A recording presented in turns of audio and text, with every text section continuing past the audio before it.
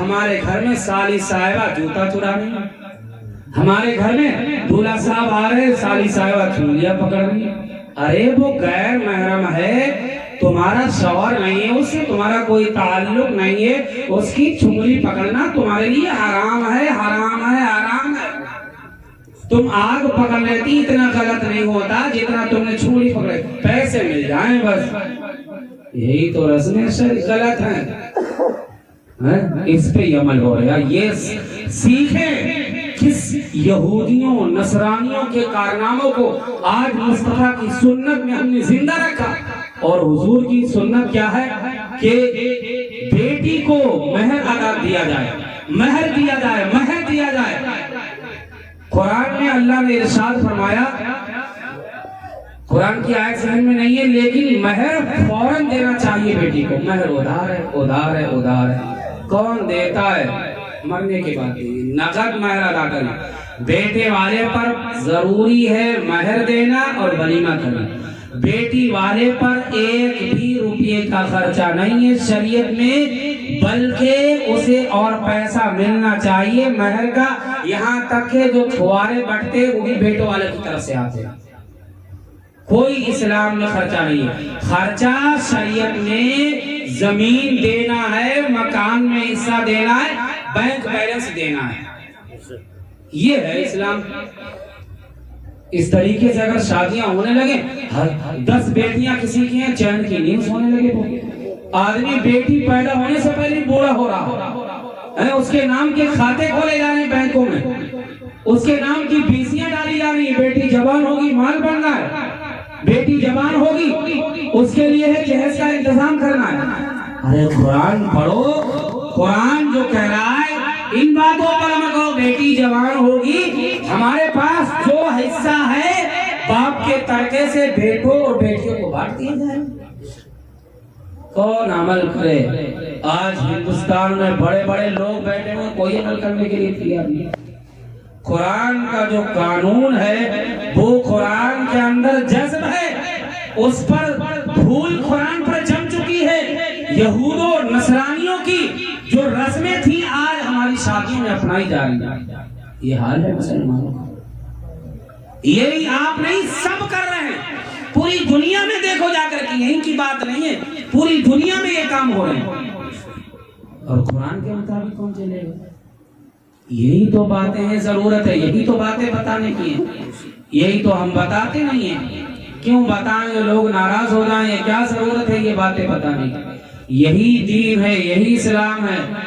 میں نے حدیث میں پڑھا ہے جو بندہ اللہ کو راضی کرے لوگوں کی ناراضگی کے ساتھ، اللہ راضی ہو لوگ ناراض ہو، اللہ تبارک و تعالیٰ اس بندے کو اپنے ذمے کرم میں لے لیتا ہے، چاہے کوئی کچھ بھی اس کا کرنا چاہے اس کا بال بھی بھیکا نہیں کر سکتا۔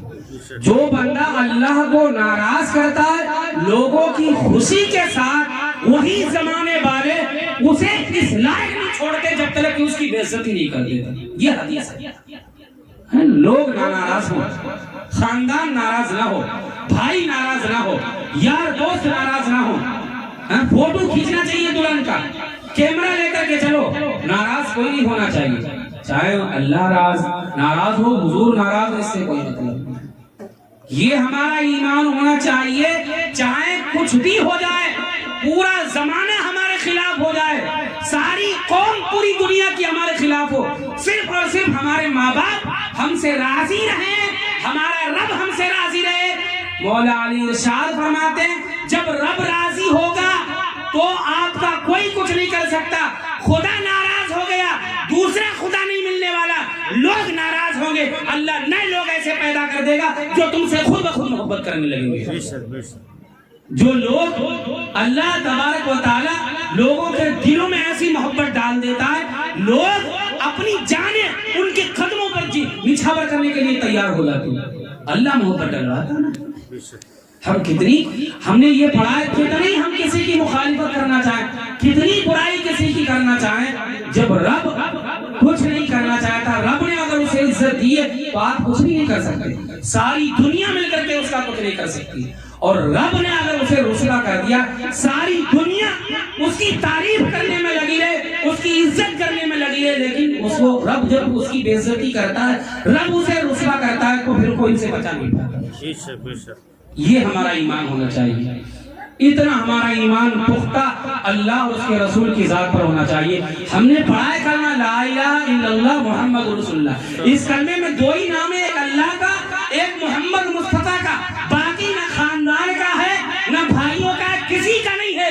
جو رب کا ہو گیا اور رب کے محبوب کا ہو گیا وہ ہمارا ہو گیا، جو رب کے خلاف ہے، محمد مصطفیٰ کے شریعت کے خلاف ہے، وہ ہماری جوتوں کی ٹھوکروں پہ۔ اسے کہتے اسلام، اسے کہتے شریعت۔ یہ ہمارا ایمان ہونا چاہیے۔ ختم کر لیا میرے بولنے میں ہمیں بنایا اللہ نے، طلاق کا مالک ہمیں بنایا۔ یہ تھوڑی نا طلاق کی مالک عورت ہے، عورتوں کو اللہ مالک بنا دیتا، وہ تو روز 50 شوہر بدلتی، اسے چھوڑتی اسے چھوڑتی، وہ تو کہتی ہم نے تجھے طلاق دے دی، ہم تیرے کپڑوں سے بدبو آ رہی ہے، تیرے منہ سے بدبو آ رہی ہے، تو ہمیں اچھا نہیں لگ رہا، روز طلاق دیتی، ادھر جاتی ادھر جاتی۔ تو پروردگار عالم نے تمہیں افسر بنایا، دیکھو تو وہ تمہارے بندوں میں کیسی بن گئی، اگر تم چاہو تو مرتے دم تک کے 70 سال تک تم سے نہیں چھوٹ سکتی، نہ دوسرے سے نکاح کر سکتی۔ تم رکھو تو اسے صحیح سے، تمہیں عقل تو ہونا چاہیے، وہ کہیں نہیں جا سکتی، نہ دوسری جگہ اس کا نکاح ہو سکتا ہے تمہارے بغیر، کچھ بھی نہیں ہو سکتا۔ لیکن تم جانتے نہیں ہو شریعت، تو شریعت سیکھنے کی بہت زیادہ ضرورت ہے۔ ہمیں پڑھنا چاہیے، یہ مسائل پر غور و فکر کرنا چاہیے کہ ہمیں کیا حکم دیتی ہے ہماری قرآن، کیا ہمیں حکم دیتی ہے حضور کی حدیث، ہمیں یہ سارے مسائل معلوم ہونا چاہیے۔ نہیں، اس پہ کوئی غور نہیں ہے، کوئی دھیان نہیں ہے۔ یہ باتیں ہمیں خراب ضرور لگتی ہیں، لیکن یہی باتیں اصل کام کی ہے۔ باقی تو ہر کوئی بتا دیتا ہے، اس میں کیا جا رہا ہے باقی بتانے میں، ادھر سے اٹھایا ادھر سے اٹھایا بتا دیا، بات پوری کری، بات ختم ہو گئی، کوئی ناراض نہیں ہے، بات بھی ہو گئی، لوگ ملائی اور دودھ بھی پلا رہے، چائے بھی پلا رہے، بات بھی پوری ہو گئی، لوگوں کی واہ واہ بھی ہو رہی۔ اور مسائل میں غور و فکر کرنا پڑتا ہے، بات کو پڑھنا پڑتا ہے، مائنڈ کی میموری میں بسانا پڑتا ہے، تب جا کر کے مسائل پیش کیے جاتے ہیں۔ تو ضرورت اس بات کی ہے کہ ہم دیندار کب بنیں گے؟ دیندار میں نے یہی پڑھا ہے کہ دیندار آدمی وہی ہے جو شریعت کے مطابق زندگی گزارے۔ پیسہ کم ہے تو کم ہم کپڑے بنائیں، ہم غریبوں کے ساتھ رہیں، امیروں کی شریکت نہ کریں، ان کے ساتھ ہم گاڑی پر نہ گھومیں، اگر گھومیں گے تو ہمارا دیوالیہ نکل جائے گا۔ اب کیا ہے، اس نے امیر آدمی نے راجہ مہاراجہ کی طرح شادی کی، 10 کنٹل گوشت کٹایا، 1000 آدمی کھلائے، اس نے جو ہے بہت جان دہیز دیا، ہم نے شان و شوکت میں ایسا کریں تو پھر ہمارے اوپر قرضہ تو چڑھے گا، گھوڑے کے ناک ٹھوکی جائے گی وہ تو جھیل جائے گی، لڑکیاں کہہ رہے ہمارے بھی ٹھوک دے، اس کے تو گدرے پھٹ جائیں گے۔ تو غریب آدمی کے لیے غریب بن کر کے رہنے میں سکون ہے، یہ باتیں ہنسنے کی نہیں ہیں۔ جن کے اوپر قرضہ چڑھ جاتا ہے پتہ لگائیں، اگر آدمی دیندار ہے تو اسے نیند نہیں آتی، بےمان ہے تو پھر تو وہ تو کہتا ادھر ملتا رہے ادھر ملتا رہے، اس کی بےمانی کر لو، اس کا پیسہ مار لو، اس کا مار لو۔ جس کے دل میں اللہ اور اس کے رسول کا خوف ہوتا ہے اسے نیند نہیں آتی، وہ سوچتا ہے کسی بھی طریقے سے بھوکے رہیں، چٹنی روٹی کھائیں، کپڑے نہیں بنائیں گے، اس سال کچھ بھی ہو جائے پرایا پیسہ دینا ہے۔ جب وہ بندہ نیت کرتا ہے تو اللہ تعالیٰ اس کی غیب سے ایسی مدد کرتا ہے، وہاں سے روزی کا انتظام کرتا ہے جہاں سے بندے کو گمان بھی نہیں ہوتا۔ اور جو بندہ پرایا لے لیتا ہے، مار کے بیٹھ جاتا ہے، دینے کا نام ہی نہیں لیتا ہے، اس کا بھی لے لیا، اس کا بھی لے لیا، اس کا بھی لے لیا، اس کا بھی لے لیا، دینے کوئی مانگنے آیا، ارے تم مانگنے آؤ پیسہ، تمہارے باپ میں دم ہو تو لے کے دکھا دیو، دے بھی نہیں رہا اور کہہ رہا ہے کہ آپ مانگنے آئے ہو، اب باپ میں دم ہو تو لے لیو، یہ باتیں کر رہا۔ تو پھر میں نے پڑھا ہے حدیث پاک میں اللہ کے نبی نے ارشاد فرمایا، جس کی نیت دینے کی نہ ہو اللہ اس کے اوپر زمین تنگ کر دیتا ہے، دن پر دن وہ آدمی بھک منگا ہو جاتا ہے۔ نہیں معلوم، آپ بستی کے حالات دیکھ لیں، آپ کو پتہ چل جائے گا، جس نے قرضہ دیا ہے وہ صبر کر کے بیٹھا ہے، اللہ نے پھر اس کو آگے بڑھا دیا، جس نے قرضہ لے لیا ہے اس کا بھی اس کا بھی وہ بھیک منگا بن گیا. آپ دیکھ رہے ہیں ایسا ہے, ایسے ہی حالات ہیں, کیونکہ حدیث جو کہتی حضور نے جو فرما دیا وہ غلط تھوڑی نہ, وہ بالکل سچ ہے. ہم اپنے مائنڈ میں کہتے ہیں ارے ہم ایسا نہیں, ہم تو مار لیں گے پیسہ اس کا اس کا, ہم زیادہ سور میں ہو جائیں گے اور بھیک منگا بندہ ہو جاتا ہے. اور جس کا چلا جاتا ہے وہ صبر کر کے بیٹھتا ہے, اللہ اسے دے دیتا ہے. پھر اس کے بعد میں آخرت میں 1 روپے میں 100 پیسے ہوتے, 3 پیسے کسی کے مار لیے 7 سال کی نمازیں دینا پڑ جائیں گی. 7 سال جو نیکیاں کی ہیں سب دینا پڑ جائیں گے. کون سی دنیا میں ہم جی رہے ہیں؟ ہمیں تو حساب کرنا چاہیے, مرنے سے پہلے یہ سوچنا چاہیے ہمارے اوپر کسی کا قرضہ تو نہیں ہے. آج ہوتا کیا ہے, لوگوں کے اوپر بہت سارا قرضہ ہوتا ہے. ہمارے چنے پڑے جا رہے, تیجا ہمارا ہو رہا, 40واں ہمارا, اور قرضہ ہمارے اوپر لگا ہے. میت مرنے والی دفن ہو چکی ہے, میت زمین و آسمان کے درمیان میں لٹکی ہوئی ہے, معلق ہے, قرضہ اس کے اوپر ہے, وہ تو معلق ہو چکی ہے. جب تک کہ اولاد قرضہ نہیں دے گی وہ جو ہے معلق ہی رہے گی. یہ مسئلہ معلوم ہی نہیں, یہ ہم جانتے نہیں. نمازیں ہمارے باپ کی چھوٹ گئی ہیں, فدیہ ہم دینا نہیں چاہتے.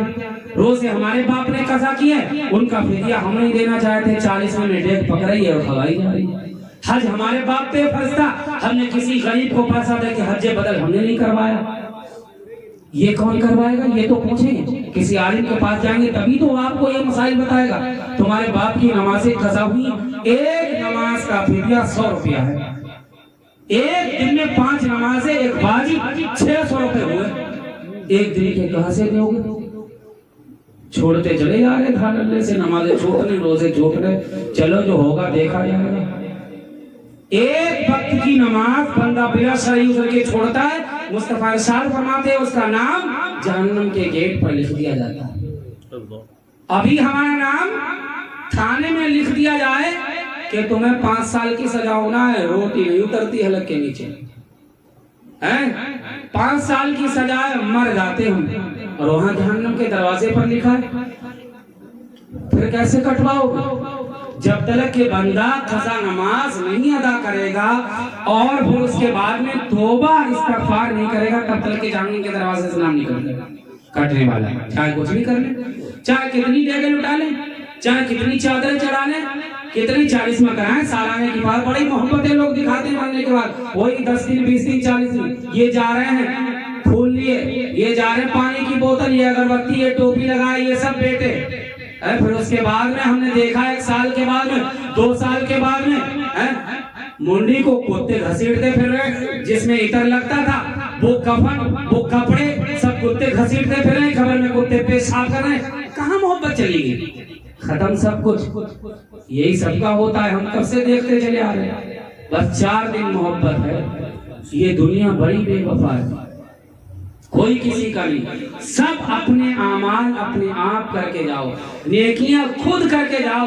خود کلمہ شریف 70,000 مرتبہ پڑھو تاکہ چنوں کی ضرورت ہی نہ پڑے. خود اپنا کفن خریدو. ایک دہلی کی چاندنی چوک میں بزرگ ٹوپیاں بنا کرتے تھے, اس کے بعد میں اسی سے کھانا چلاتے تھے, اسی سے کفن خریدا, جہاں بھی جاتے تھے اپنی پیٹھ پر کفن ڈال کر کے سفر کرتے تھے. کہیں مرنے کے بعد میں ایسا نہ ہو چندے کے پیسے سے کفن دیا جائے, حرام کمائی کا کفن پہنا کے قبر کے حوالے کر دیا جائے. ایسا بھی ہوتا. میں نے سنا ایک بہت بڑے سیٹ صاحب تھے, انتقال ہو گیا ایک جگہ پر, وہاں پتہ نہیں چلا, لاش قبر کے حوالے جب کی جا رہی چندہ کر کے کفن دیا گیا. حالات ایسے ہوتے ہیں. تو کون بزرگوں کے قول یاد کرے گا؟ زندگی گزارنا ہی ہے تو شریعت کے مطابق زندگی گزارو. شریعت جو کہے وہی باتوں پر عمل کرو, کتابیں پڑھا کرو, علماء کے پاس بیٹھ کر کے ان سے کچھ باتیں سیکھا کرو. ان کے پاس یہی نہیں ہر وقت جلیبی لے کے پہنچو, پانی لے کے پہنچو, پھوک ڈال دو. ان کے پاس مسائل بھی پوچھنے کے لیے پہنچا کرو. ضرورت پیش آیا کرے ان کے پاس, کبھی اپنی اولادوں کو لے کے پہنچا کرو, یہ میرا بیٹا ہے, اس کے اندر یہ کمی ہے, آپ اسے سمجھا دیں.